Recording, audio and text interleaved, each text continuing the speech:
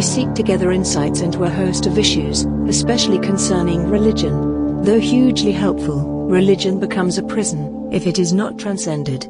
Beyond religion, we meet as human beings, free to love and cherish each other. Here, we celebrate our freedom to be richly and rationally human. Here's another thing that I think might help the viewers understand. In the life of Jesus, we see the time when he took, in fact, he felt compassionate for the masses, the people that had come. And the scriptures say that there were about 5,000 men, so it probably means there were more than just 5,000 men. It could have been, including the women and the children, could have been a much greater number. Usually women outnumber men. And so he takes 5 loaves and 2 fish and he feeds these people. It's a profound miracle. In the 20th century, we see miracles as well. What is the difference? How do we differentiate between the miracle that we saw Jesus perform and some of the miracle mongering that happens today? Yes. Basic to this question is another question. Is it sensible to believe in miracles? Do miracles happen? I remember a survey conducted by the Time magazine in the United States, probably about 30 years ago. And one of the questions asked of Christians was this: do you believe in miracles? And if my memory serves me right, only about 24% of bishops and clergy believed in miracles, and more than 70% of lay people believed in miracles. That's the reality. Now, by the expression miracle mongering, we mean people use miracles for publicity purposes, right? Now, all the miracles that Jesus performed in the recorded in the 4 Gospels, I believe in all of them, without any condition. I believe in all of them. But the beautiful thing about every miracle is that it was performed for the sake of somebody who could not pay for it, who did not deserve it. And every miracle was performed to meet the need of somebody, right? And therefore, Jesus always said, look, do not publicize. Right. Do not let another person know about this. Miracle mongering is exactly the opposite. Right. In many of these cases, it is utter falsehood. Right. Nothing has happened, but an illusion of something unusual as having happened is created. Then it is turned into a publicity fanfare, and it becomes an obscene scene of people being paraded on, displayed on the stage, being made to say this, that, and the other. And if you watch them carefully, and I have taken time and trouble to watch all these things carefully, I can read on the face of these people that they're being coached to say something untrue. They're being coached into telling falsehood. How unfortunate. It is true. I can vouch it. And I've always felt extremely sad about it and pained about it. So why is it that there is so much obsession with miracle mongering in our times? Now, the reason why those who want to turn religion into some kind of industry, and every industry is driven by profit motive, is that miracle helps to neutralize or disempower rational thinking.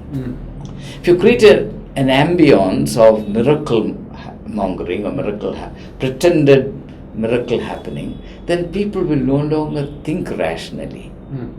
Nobody asks a question. If you are in a context, I've been in such contexts, and when you keep expecting a miracle to happen, nobody will ever ask a question.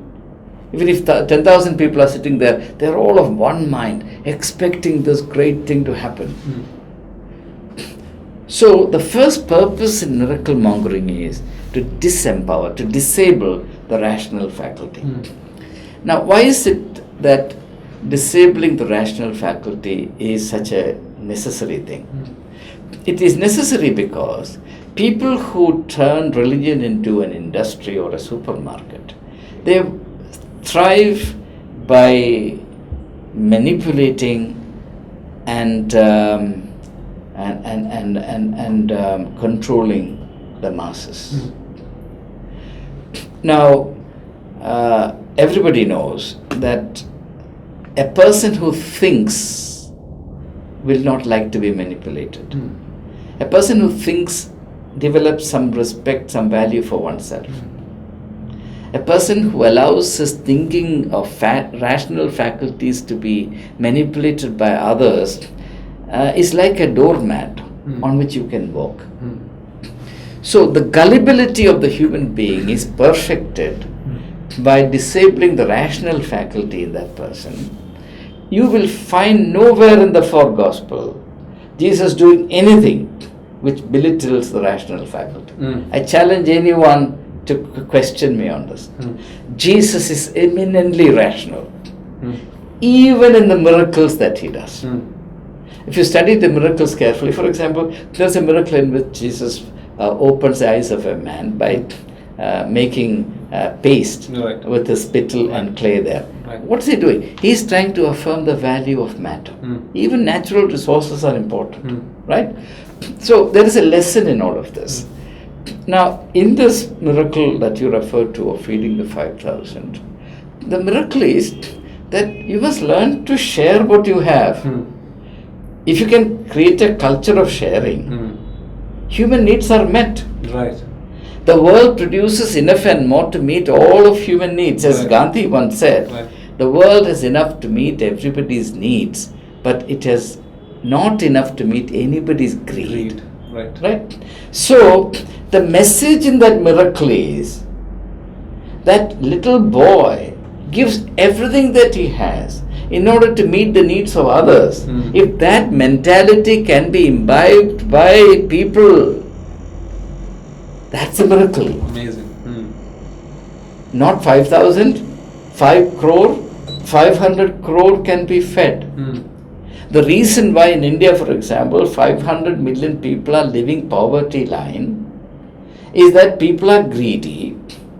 As of now, 1% of India owns 70% of national wealth. Right? Now, is it any wonder that there are starving people in this world?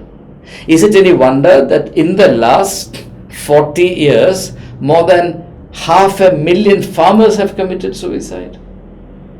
Is it because this country does not produce enough? So what is needed is, the spiritual revolution is liberating people from the narrow prison of greed and selfishness into the broad places and the spiritual freedom of caring and sharing, so that nobody is hungry, nobody dies of deprivation. That is the meaning of that message. Now, why the modern merchants of religion bank heavily on miracle mongering is this. The modern man is highly superstitious.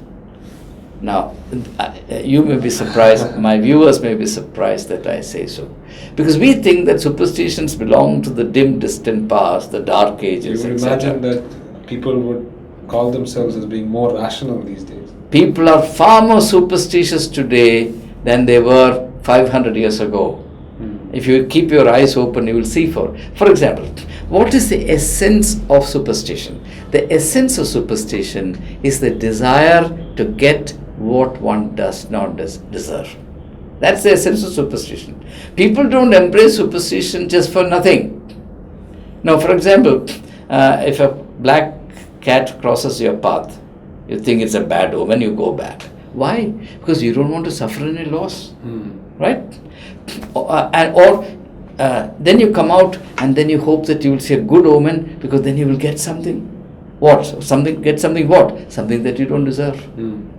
The essence of every superstition is the desire to get what we actually do not deserve, what we do not merit, what we are not eligible for. And this greed is far more today than it was even 100 years ago, because in those days there was some limit to human greed. Because of quote-unquote progress, what has happened is all traditional limitations to human greed have gone. Now it is running amok, berserk. There is no limit, and therefore people are more and more superstitious. Now this is the reason why places of worship are overflowing with people, not because people have become more godly or more human, but because they become more greedy. The only thing that drives the project of religion today, I say with all confidence, is greed. We think of God as a cosmic ATM machine, and go and rub your prayer on that machine. You get whatever you want. Beyond this, there is no. Why is it that there is no improvement in morality? Why is it that for all the gospel work, proclamation, evangelization, mission work we have done, the Christian community itself is in a far more disturbing state of degradation? Don't we see it? Even church itself is now overflowing with corruption, rape, land deals, etc. All kinds of abuses are now flowing out of religion. It's almost like a sewer rush from emerging from churches. Now, shouldn't we understand why this is happening? Is there no logic to this? What is filling these places with people is superstition. All religious practices are done in a superstitious manner, right? Now, therefore, we must understand that these miracles did exist, but these miracles will no longer happen. Why? Because genuine faith has departed from our midst. Miracles can happen provided you have faith. And I can never believe otherwise. That's why I say I believe in miracles. But I don't believe that miracles can happen now because we have rejected faith because of our greed. And therefore, it is not faith that inspires us. It is nothing but very grubby, crass, materialistic expectations with which we should actually go to Mammon, not to the living God. Right. Thank you, sir.